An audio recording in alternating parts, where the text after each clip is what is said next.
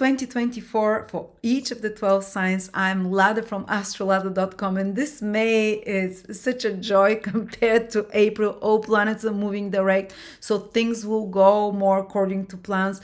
There is a powerful first activation of the Jupiter-Uranus conjunction, so finally what I promised you of the Jupiter-Uranus conjunction will start unfolding from you with the new moon in Taurus, this abundance, opportunities that will support you for the next 14 years. You see the first signs of it materially from May. Then we have the Jupiter-Venus conjunction and the Jupiter-Sun conjunction.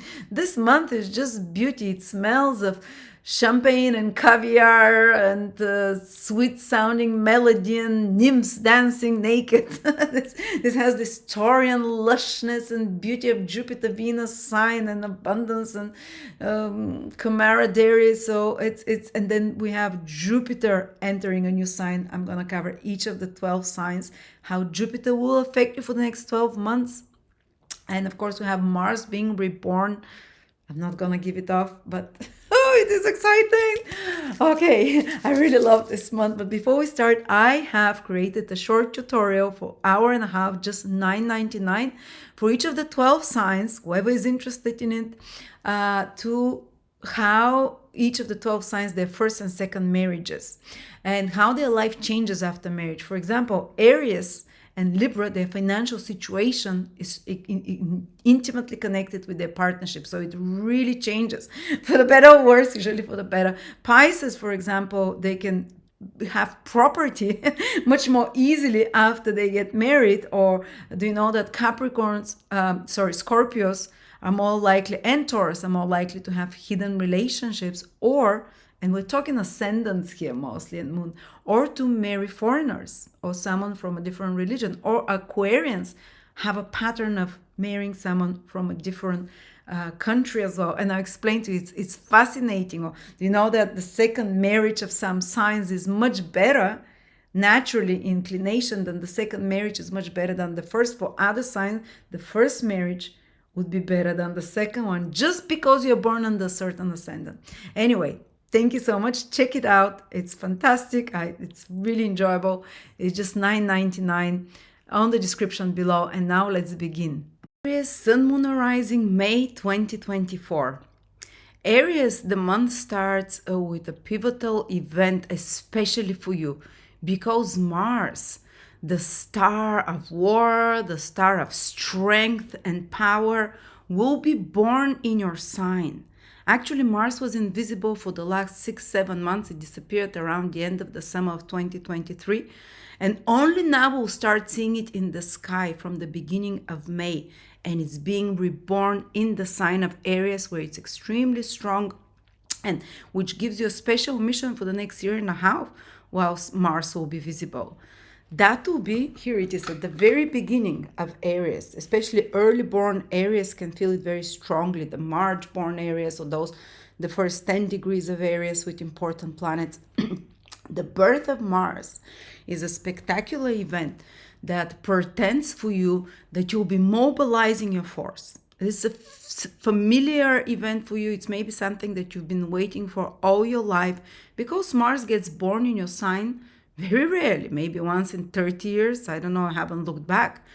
But this birth indicates that you have to mobilize your forces, and you have some important leadership role for the next year and a half till Mars is visible, or some important task where you have to use willpower, and you have more than usual willpower for the next year and a half, where you can really, Mars is the planet of innovation in ancient astrology, where you can innovate your looks, if it's your ascendant, your physical body, your health, with the Sun and Moon as well. But the Sun and Moon, the Sun, it can be even some kind of powerful new undertakings, new beginnings, because Mars has this energy of birth now.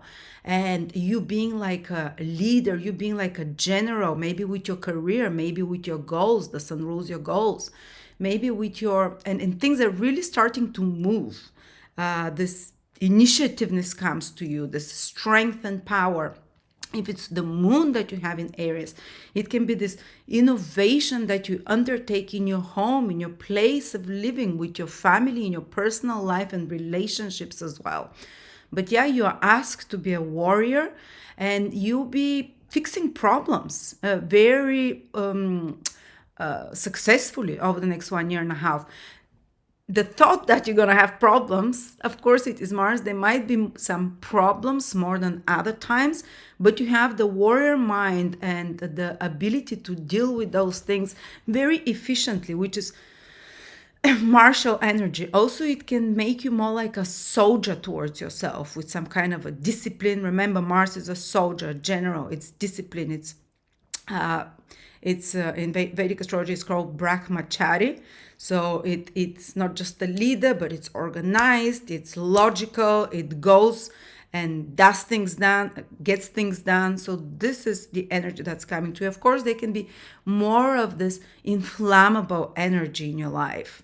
It can even go down to the body, inflammation in the body, or just overheating, or you just being more trigger happy, just exploding more. But because you have this tremendous force of Mars pushing you to initiate new beginnings, you can find yourself more impatient with others starting from May. You can find yourself rushing and pushing forward, because Mars is this energy of the first seeds springing and bursting out through the earth. And even then, it has the sign of Aries when a little, flower or whatever it is comes out.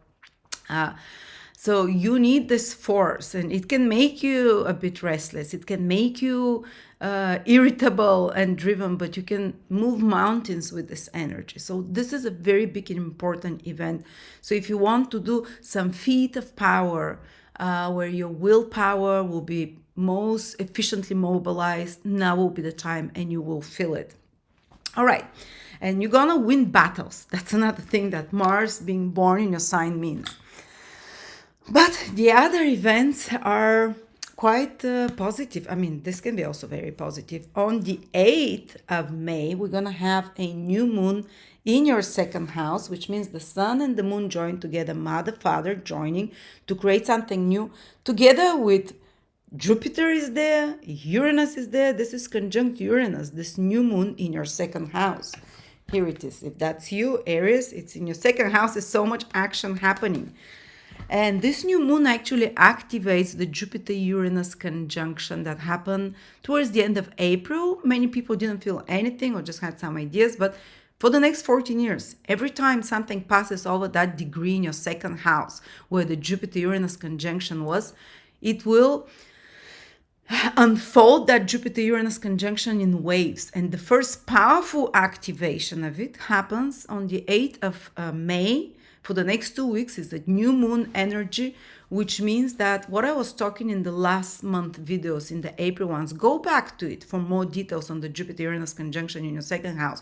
But it's like an opening cornucopia of some new source of abundance for you, a new source of financial security for you, new source of eating, new way of eating, new source, new way, renewal of your self-worth, which is the second house. Also is how you value yourself, your valuables as well. And new opportunities are opening there, because this new moon exactly activates the Jupiter-Uranus conjunction. It is with them actually. So the first wave of opportunities financially, self-worth-wise, with some new innovations and big changes in the way you eat as well. The second house is the way you eat. The second house is your face. The second house is your attractiveness. The second house is also your tastes in anything, what you consider valuable, beautiful, worthy. So your changes, you can even have a shift in the way you dress, the way you put on makeup, the way you look, some inspiration, some new spur. But usually the most the most known way of the second house interpretation is financial opportunities. And again, it's not just going to be in May. It's unfolding for the next 14 years. And this is the strongest activation for the next 1 year that you're going to have on the second house. So expect big developments there, either with food, either with your taste, either with anything that is the five senses: drawing, painting, smells. I don't know, some of you might have lost their smell during COVID or whatever. It can be a renewal of that smell, or you can start appreciating different colors or different foods, totally changing the way you food, totally. And because your self-worth will change so much, it's being infused with new energy now in this new moon. You can end up even looking differently, appreciating differently, raising your prices or your value, or having some incredible ideas how to become prosperous. And we're talking especially financially, materially, and also some big new developments connected to your family, because second house is one of the houses of family, and they're positive. But also indulge all the five senses. It's for you over in May with this new moon. I just described this conjunction with Jupiter and Uranus, and Venus is close, like cornucopia in some way, like a Roman feast of beautiful colors and smells, aromas, and incredible foods. Maybe you just go somewhere where your senses will be revived to enjoy some incredible food or view with the eyes, with the mouth, with the ears. Maybe you'll come across new music that inspires you. Those five senses, and also embodying your body. The second house is this more material part of you, embodying your body, renewal of your connection with your body areas. So that's the next big thing. And then we're going to have on the 18th, Jupiter conjunct Sun in your second house. Again, renewal for the next 1 year. And on the 23rd, Jupiter conjunct Venus. Some gift can come to you financially, some opportunity, something that you consider very valuable, some incredibly satisfying sensual experience as well. Stay open for this, or some fluke from heavens financially, or idea or something like that. And if you want to go to a good restaurant, do it, when Jupiter is conjunct Venus on the 23rd or around those days. Or if you want to buy something that is valuable and expensive, maybe you want to renew your wardrobe, how you look, or valuables around your home, do it then, or start a course of cooking. Because this Jupiter-Venus conjunction on the 23rd and the Sun-Jupiter conjunction in your second house on the 18th. So this whole week, I would say from the 8th to the end of the month, it's like renewal of all those second house things that can take you on an adventure of the senses, on a more fulfillment and self-worth journey of some sort. Indulgence of the senses as well of any sort, and it's active for a whole year ahead, because the next time Jupiter and Venus meet will be maybe in a year from now. So yeah, take advantage of this powerful activation of your second house in May, because on the 23rd, together with the Jupiter-Venus conjunction in your second house, there will be a full moon in your ninth house. So around the 29th, maybe a few days before, maybe the next 2 weeks, it can be incredible time. This new full moon, it's fulfillment, seeing something, the manifestation of something, and it's a beautiful full moon. It has a very bohemian feeling to it because it's in Sagittarius. It's opposite Jupiter and Venus, very allowing, green light, experience all the joys and pleasures of the world, and it's trine sextile Neptune. So kind of a lot of allowingness, a lot of enjoyments, a bit maybe too much of the good things of life. But it might be great. It activates this full moon in Sagittarius in your ninth house, a possibility to manifest a trip, a possibility to manifest traveling abroad, or some educational opportunity, or to complete and see the results of some educational opportunity, or the peak of some teaching experience, maybe finding a teacher or learning something that opens your mind towards the more positive things in life, because it's this full moon is with Venus, Jupiter, Neptune, and Pluto trine, sextile, and trine from Neptune. So it can be something that happens in your philosophy and worldview that is very expanding around that time, that is very benevolent and lucky. The ninth house is lucky. It brings you out of a smaller perception to a wider perception, and you might see answers to problems, sudden illuminations, and eureka moments when you're solve a problem from a higher state of consciousness. The ninth house is higher state of consciousness, intuitive insights, intuitive psychic premonition. You're on fire with intuition, with aligning to your higher self and what your soul wants. You can feel it very strongly around that full moon. And also opening your eyes to those more Venusian, Neptunian, Jupiterian things in life, which is the ease of life, the joy of life, the beauty and harmony of life, something that can upgrade your belief system and whole vibration overall, because the ninth house is your higher mind and how you perceive reality, to a more benevolent, peaceful energy of some sort. And then last but not least, after that, on the 25th, we're gonna have another huge event happening. This is Jupiter entering your third house, entering Gemini, and it's going to stay there till the end of May 2025 for a whole year. Now that's going to be very auspicious. So it's not going to be just now on the 25th of May that you feel it. No, it's just starting.